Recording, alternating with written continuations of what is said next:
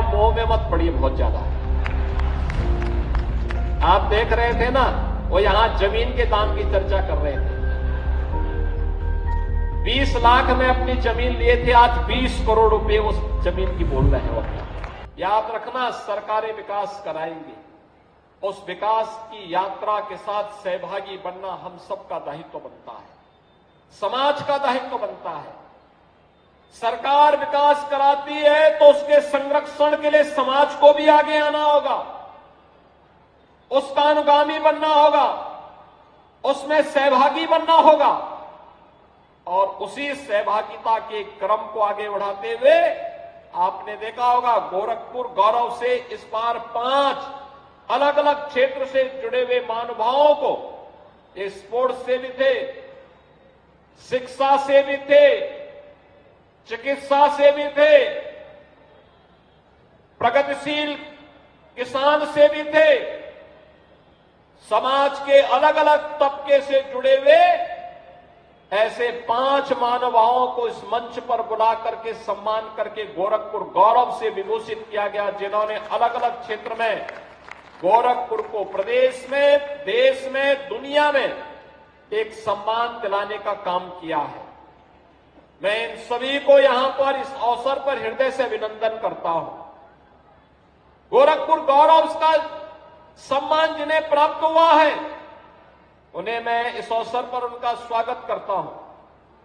मैं इस अवसर पर उन सभी कलाकारों का, उन सभी महानुभावों का, जिन्होंने पिछले 3 दिवस के कार्यक्रम के साथ जुड़ करके भारत की आध्यात्मिक और सांस्कृतिक विरासत के प्रतीक बन रहे गोरखपुर महोत्सव को सफलता की एक नई ऊंचाई तक पहुंचाने के लिए अपना योगदान किया है।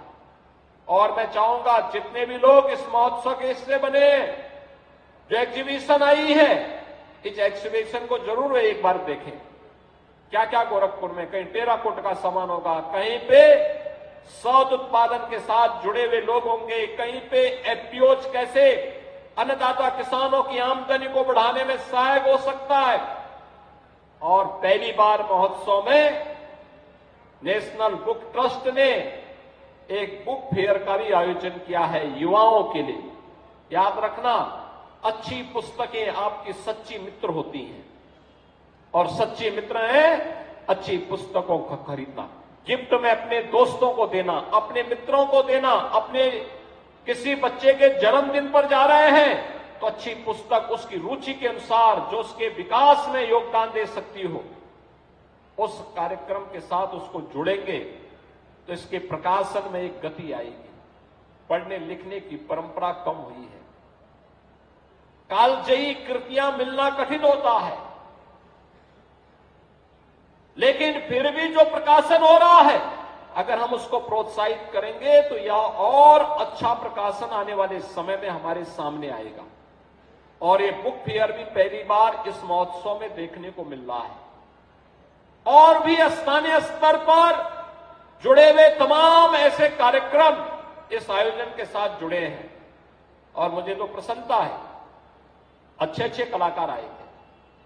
मुझे समय नहीं मिल पाया, मैं अभी थोड़ी देर पहले ही गोरखपुर पहुंचा हूं, लेकिन अन्यथा तीनों दिन मेरी रहने की इच्छा थी कि इस कार्यक्रम में रहूं, गोरखपुर के बारे में, आध्यात्मिक और सांस्कृतिक परंपरा को मंचीय कार्यक्रम के माध्यम से देखूं, समझूं, और उसके लिए कहां पर सरकार के स्तर पर कौन सा प्रोत्साहन हो सकता है, उसके बारे में भी हम योगदान दे सकेंगे। इस बात को लेकर के हम यहां के साथ जुड़ेंगे। लेकिन आयोजन समिति से जुड़े हुए सभी लोगों ने मिलकर के इसको एक नई ऊंचाइयां देने का काम किया है। इस समय इतनी भीषण सर्दी में भी ये हजारों की भीड़ इस बात को लेकर के कि महोत्सव है, हम इसका हिस्सा बनेंगे, यह प्रोत्साहन अत्यंत महत्वपूर्ण है। 12 जनवरी को इसका समारोह इसलिए भी हो रहा है क्योंकि कल पौष पूर्णिमा है। कल से इस 2025 12 वर्ष के बाद आने वाला, और इस बार तो 144 वर्ष के बाद विशिष्ट मूर्त के साथ जुड़ने वाला महाकुंभ प्रयागराज आज कल से प्रारंभ हो रहा है प्रयागराज की धरती पर। यानी 13 जनवरी से 26 फरवरी तक 45 दिन का यह भव्य आयोजन कल से प्रारंभ होने जा रहा है। आप याद करिए, इस पूरे आयोजन में 40 करोड़ की आबादी आएगी। 40 करोड़ लोग, 40 करोड़ श्रद्धालु, साधु संत, देश और दुनिया के अतिथि वहां सहभागी बनने जा रहे हैं। 40 करोड़ की आबादी दुनिया के अंदर भारत और चीन के बाद किसी और देश के पास नहीं है। जितनी आबादी एक अस्थायी स्थिति में अकेले प्रयागराज में आने वाली है। मां गंगा, यमुना और सरस्वती नदी के त्रिवेणी में संगम में स्नान करने का एक सौभाग्य प्राप्त होगा। लोगों को वहां पर उत्तर प्रदेश को जानने, भारत को जानने, भारत की आध्यात्मिक विरासत को संतों के माध्यम से, उनके शिविर के माध्यम से, उनके अखाड़ों के माध्यम से जानने और देखने का अवसर प्राप्त होगा। वहां पर बहुत सारी चीजें ऐसी दी गई हैं जो पहली बार कुंभ में आने वाले श्रद्धालुओं को देखने को मिलेगा। वहां पे अक्षयवट कॉरिडोर भी बना है, मां सरस्वती कूप का कॉरिडोर भी बना है, बड़े हनुमान जी मंदिर का कॉरिडोर बन गया है, पातालपुरी का कॉरिडोर बन गया है, महर्षि भारद्वाज कॉरिडोर बन गया है, भगवान राम और निषाद राज के मिलन की भूमि श्रृंगवेरपुर कॉरिडोर बन गया है, नाग वासुकी और ब्रह्मा जी के यज्ञ की भूमि दशाश्वमेध घाट और मंदिर के सुंदरीकरण के कार्य के साथ ही 12 ज्योतिर्लिंग और 4 धाम की यात्रा का भी वहां पर एक अवसर उनके रिप्लिका के माध्यम से देखने का अवसर प्राप्त होगा। 10,000 एकड़ क्षेत्रफल में पूरा आयोजन होने जा रहा है। कल रात्रि की सूचना है 35 लाख श्रद्धालु कल रात्रि तक पहुंच चुके थे प्रयागराज में। रात्रि भर श्रद्धालुओं का तांता लगा रहा। कल 25 लाख श्रद्धालुओं ने संगम में स्नान किया था। आज मेरा अनुमान है कि संख्या 35 लाख तक पहुंच गई होगी। ये अद्भुत उत्साह ये कल से प्रारंभ होने जा रहा है। तो मैं सबसे पहले आप सबको महाकुंभ आयोजन के लिए अपनी बधाई देता हूं और आपको भी समय मिलेगा तो एक बार जरूर जाइएगा। एक बार जाना चाहिए, अपने आध्यात्मिक सांस्कृतिक आयोजन का हिस्सा बनना चाहिए। रवि किशन की तरह माया मोह में मत पड़िए बहुत ज्यादा। आप देख रहे थे ना, वो यहां जमीन के दाम की चर्चा कर रहे थे। 20 लाख में अपनी जमीन लिए थे, आज 20 करोड़ रुपए उस जमीन की बोल रहे हैं वो, मात्र 20 लाख में। और अपनी जमीन की कीमत बढ़ाने के लिए वे ऐसा बोल रहे थे। लेकिन अगर कभी आपको खरीदना पड़े तो 20 लाख से अधिक मत देना। तो ये आप भी प्रयागराज एक बार जरूर जाइएगा। जाइए, डुबकी लगा करके देख करके फिर सुबह जाएंगे, शाम को वापस आ जाएंगे।